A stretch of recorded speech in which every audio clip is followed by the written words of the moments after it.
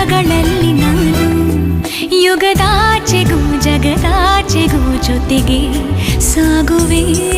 ಕಡಲೆಲ್ಲವ ಅಲಿಸುತ್ತುವ ತರವೇ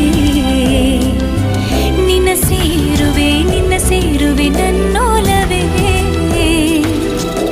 ಸಂಜು ಮತ್ತು ಗೀತ ಸೇರಬೇಕು ಅಂತ ಬರಿದಾಗಿದೆ ಎಂದು